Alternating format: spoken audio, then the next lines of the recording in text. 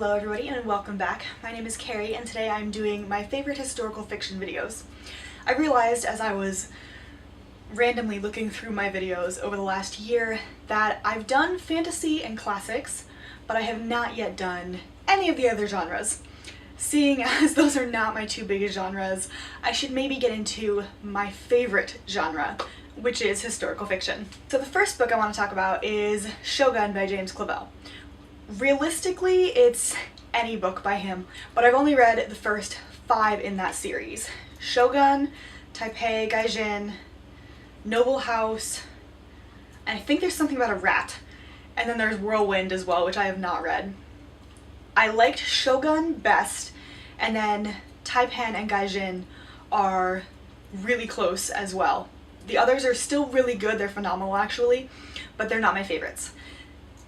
That was a long ramble, but more importantly, Shogun is set in 1603 in Japan. We follow a group of Englishmen, and more specifically, once we get to Japan, we follow one Englishman who becomes part of Japanese society there. They get a little stuck because it's 1603, Elizabeth I has died even though they don't know it, and their ships don't really want to go all the way back to England after they've survived a storm. It opened my eyes to the wonders of Japanese history. I read it in high school, and at the time I didn't know much about Japanese history or their culture, and I think Shogun did a really good job of encompassing all of that. It is a very hefty book.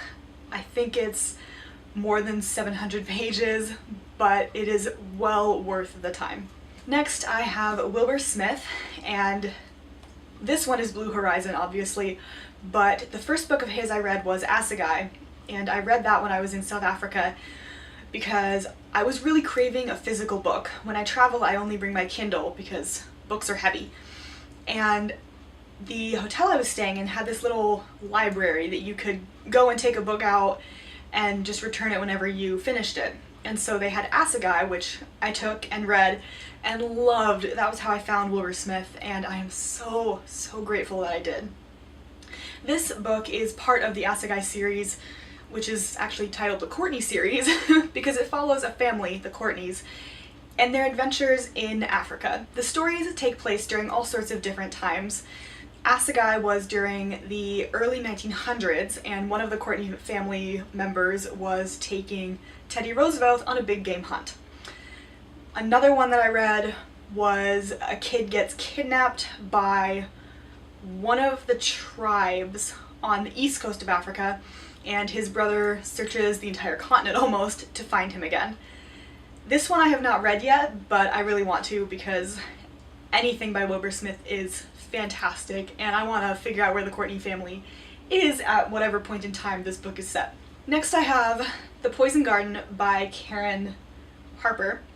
This one is about Elizabeth I. I can hardly go a day, or a video rather, without mentioning Elizabeth I. It's expected.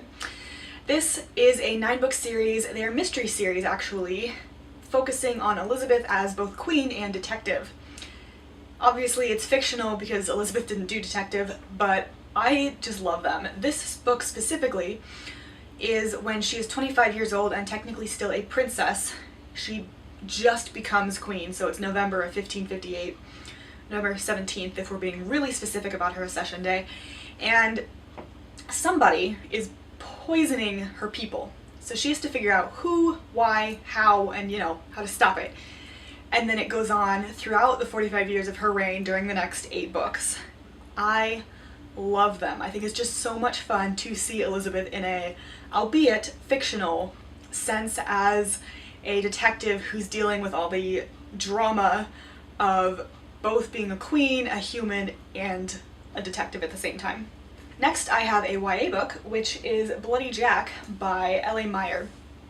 This is a 11 or 12 book series. I haven't read the last 2, and that's my defense. That is about a girl named Jack, or Jackie. Her real name is Jacqueline, but in this book she decides she doesn't want to be hanged for stealing a loaf of bread because she's an orphan, and orphans in 1800s London have to survive on the streets. She has a gang of her own on the streets and they've been living, but she really doesn't want to die by hanging for a loaf of bread, think Les Mis. So instead, She runs off to join the Navy, who doesn't accept girls, so she cuts off her hair and says her name is Jack, becomes a boy, joins the Navy. These books are also phenomenal, as they should be if I'm recommending them as my favorites. Jack is so wild. She goes all over the world, gets herself into and out of so many scrapes. And there's this sort of friendship to love going on too.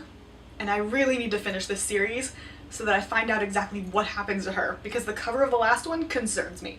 And then the last book I have to recommend to you today is The Tiger's Wife by Thea Obrecht. This book is set in the entire 20th century. It follows a girl and her grandfather, sort of, as the young woman tries to figure out what her grandfather lived through. He dies early on in the book, and she is trying to follow his life throughout it. If I remember correctly, he was a doctor or something. There's also a healthy dose of magical realism in here, which involves a tiger, and since tigers are my favorite animal, this was just perfect for me. I did not at all expect to like this book. It was sort of one of those that I had continually passed by on the shelves, and then I was going on a road trip, needed an audiobook, and this one just kind of jumped out, so I said, what the hey. Turns out it was one of my top 10 books of last year, so I went and bought it in hardcover, and it's amazing. Amazing. Those are all of the books I have to recommend to you today for historical fiction. I hope you like this video. If you do, give it a big thumbs up down below, and if you want to see more content like this, hit that subscribe button down below. As always, I'll leave my Goodreads linked in the description if you want to check that out. But until my next video, bye!